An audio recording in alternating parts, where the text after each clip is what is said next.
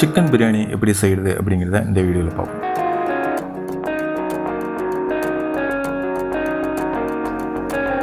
பிரியாணி செய்ய தேவையான ஐட்டம் என்னென்னு பார்த்தீங்கன்னா, பாசுமதி அரிசி 1 கிலோ, கோழி 1 கிலோ, வெங்காயம் 2, தக்காளி ஒரு பெரிய தக்காளி, ஒரு சின்ன தக்காளி 1.5 தக்காளி இருந்தால் கரெக்டாக இருக்கும். இஞ்சி பூண்டு 2 ஸ்பூன், தயிர் 20 மில்லி, புதினா கொத்தமல்லி ஒரு கைப்பிடி அளவு, முந்திரி ஒரு 25, எண்ணெய் ஒரு 25 மில்லி, நெய் ஒரு 25 மில்லி, அது போக பிரியாணி வாசனை பட்டை அது எல்லாமே சேர்த்து 10 கிராம் ஒவ்வொன்றும், மிளகாப்பொடி 2 ஸ்பூன், மஞ்சள் 1/2 ஸ்பூன், மல்லித்தூள் 1 ஸ்பூன், பிரியாணி மசாலா 2 ஸ்பூன்.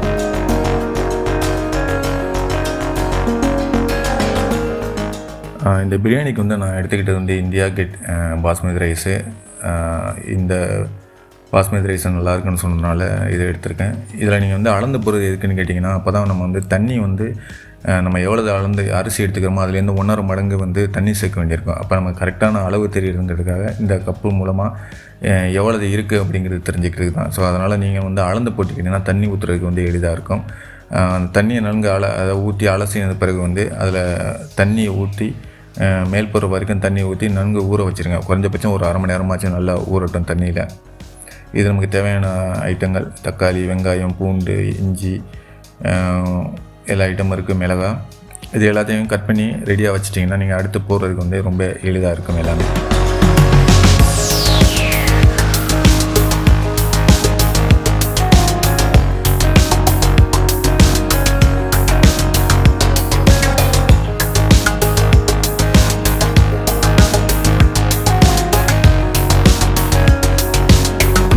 இதில் வந்து நான் 5 கொடுத்துருக்கேன் பச்சை மிளகாய். உங்களுக்கு காரம் அதிகமாக வேணும்னா நீங்கள் அதுக்கு தகுந்த மாதிரி கூட்டி குறைச்சிக்கலாம்.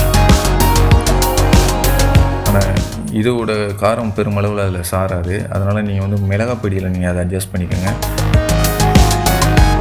ஸோ பூண்டு வந்து நம்ம வந்து மொத்தமே இதில் கொடுத்துருக்க வந்து 2 டீஸ்பூன் சொல்லியிருக்கோம். அப்போ 2 டீஸ்பூனுக்கு இது அதிகம் தான். ஸோ அதனால் வந்து நீங்கள் அரைச்சிக்கிட்டு உங்களுக்கு மற்ற வேலைகள் தேவைப்பட்டாலும் அதை பயன்படுத்திக்கலாம். ஸோ எலுமிச்சம்பழத்தை வந்து ஒரு எலுமிச்சம்பழம் நல்லா குறிப்பிட்டபடி எடுத்து நல்லா புளிஞ்சிக்கோங்க. நமக்கு இது ஒரு 2 டீஸ்பூன் இருந்தாலே போதும். ஸோ அதனால் நீங்கள் வந்து ஒரு பாதி எலுமிச்சம்பழம் கூட நீங்கள் எடுத்துக்கலாம். கொத்தமல்லி நம்ம ஒரு கைப்பிடி அளவு சொல்லியிருந்தோம்ல, அதே மாதிரி எடுத்து நீங்கள் எல்லாத்தையும் தயார் பண்ணி வச்சுக்கோங்க. ஸோ அடுப்பு பற்ற வச்சுட்டு ஸ்டவ்வை வச்சுருங்க. அதில் தண்ணியெல்லாம் இருந்துச்சுன்னா அதெல்லாம் நல்லா காஞ்சதுக்கு பிறகு இதில் வந்து இப்போ வந்து 4 டீஸ்பூன் வந்து எண்ணெய் போடுங்க. நான் இதுக்கு பயன்படுத்திய எண்ணெய் வந்து நல்லெண்ணெய் பயன்படுத்தியிருக்கேன். அதன் பிறகு 4 ஸ்பூன் வந்து நெய் ஊற்றி நல்லா காயிற வரைக்கும் வெயிட் பண்ணுங்கள்.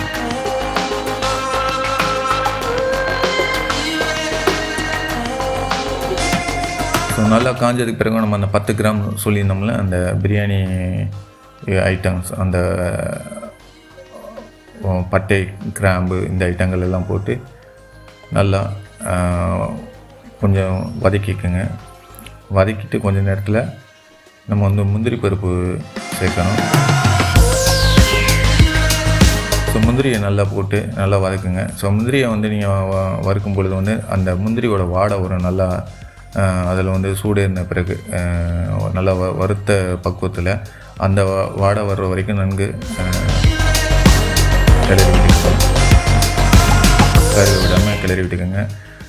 அதன் பிறகு வந்து நல்ல வெங்காயத்தை போட்டு அதை நல்லா பொன்னிறமாக வர்ற வரைக்கும் நல்லா வதக்கிக்கோங்க.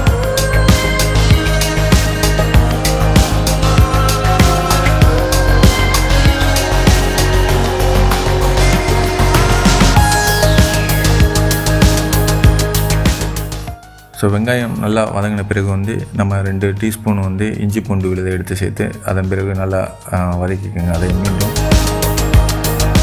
இப்போ பச்சை மிளகாய் நம்ம நறுக்கி வச்சு இந்த பச்சை மிளகாயை போட்டு நல்லா வதக்கிக்கோங்க. அதன் பிறகு தக்காளியை சேர்த்துக்கோங்க.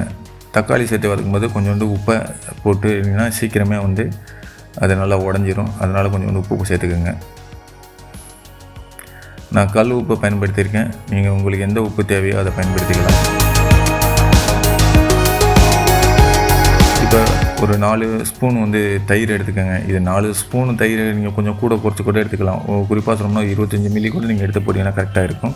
இதை நான் ஒரு அளவுக்காக நான் தோராயமாக சொல்கிறேன். இந்த 4 டீஸ்பூன் அதை போட்டு நல்லா மிக்ஸ் பண்ணின பிறகு வந்து கறிவேப்பிலை இல்லை, கொத்தமல்லி, புதினா வந்து அதோடு சேர்த்து நல்லா வதக்க ஆரம்பிச்சிருங்க.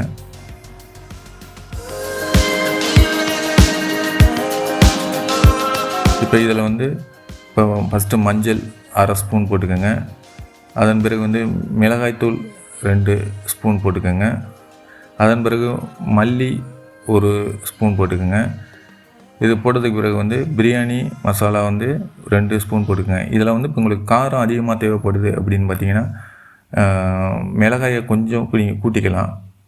இதை நீங்கள் ஒரு முறை செஞ்சு நீங்கள் அதில் எப்படி காரம் போதும் அப்படிங்கிறத கண்டுபிடிச்சிட்டிங்கன்னா அதுக்கு பிறகு உங்களுக்கு தேவையானதை கூட்டியோ குறைச்சோ இது பண்ணிக்கலாம். ஆனால் இது வந்து இப்போ நான் சொல்கிற அளவு வந்து எல்லோரும் சிறியவர் முதல் பெரியவர் வரை சாப்பிட்றதுக்கான ஒரு பக்குவம். உங்களுக்கு பெரியவர்கள் மட்டும் சாப்பிட்றோம்னா நீங்கள் எக்ஸ்ட்ரா கூட இன்னும் ஒரு 1/2 டீஸ்பூன் மிளகாத்தூள் நீங்கள் வந்து சேர்த்துக்கலாம். அப்போ சேர்த்ததுக்கு பிறகு எல்லாத்தையும் நல்லா அந்த பச்சை வாடை போடுற வரைக்கும் நல்லா வதக்கிக்கோங்க. வதக்கினதுக்கு பிறகு நான் வச்சுருக்க சிக்கனை எடுத்துக்கோங்க. கழுவி வச்சுருக்க சிக்கனை எடுத்து போட்டு இப்போ நல்லா மசாலோடு சேர்த்து நல்லா கிளறி விட்டுருங்க.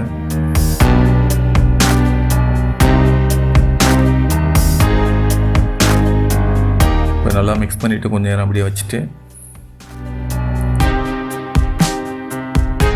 இதன் பிறகு வந்து குக்கரை மூடிடுங்க. குக்கரை மூடி 2 விசில் வர்ற வரைக்கும் வெயிட் பண்ணுங்கள். 2 விசில் வந்ததுக்கப்புறம் என்ன பண்ணுங்கள், அந்த உள்ளே இருக்க சிக்கன் நல்லா வெந்திருக்கும். அந்த வெந்திருக்க சிக்கனை வந்து நீங்கள் அப்படியே நல்லா கிளறி விட்டுட்டு இதன் பிறகு வந்து இப்போ என்ன பண்ணணும்னா இப்போ நம்ம தண்ணி சேர்க்கணும். நம்ம ஏற்கனவே சொன்னோம்ல அளந்து போட்ட அந்த கப்பு. ஸோ அந்த கப்பில் நீங்கள் எவ்வளவு அரிசி சேர்த்திங்களோ அதுலேருந்து 1.5 மடங்கு வந்து தண்ணி அதோட சேர்த்துக்கோங்க. இப்போ தண்ணியை ஊற்றி நல்லா கிளறி விட்டுக்கோங்க.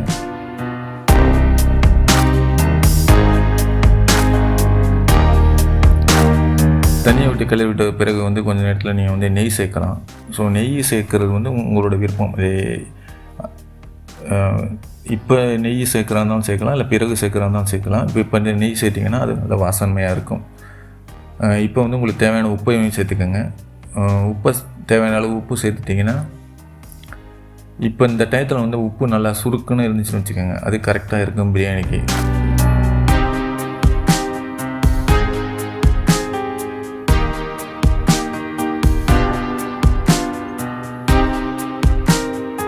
இப்போ எலுமிச்சம் சாறையும் ஊற்றிக்கோங்க.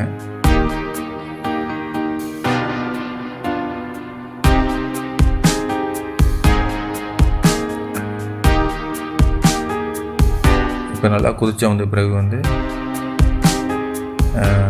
அரிசியை வந்து உள்ளே மெதுவாக போட்டு நல்லா ரொம்ப ஃபாஸ்ட்டாக கிளறாதீங்க. மெதுவாக கிளறி ஒரு 3 இல்லை 4 கிளறு மட்டும் கிளறி நல்லா தண்ணி மேலேருந்து கீழே வரைக்கும் இறங்குற மாதிரி வச்சுட்டு அதன் பிறகு வந்து அடுப்பை மூடி 2 விசில் வர வரைக்கும் வெயிட் பண்ணுங்கள்.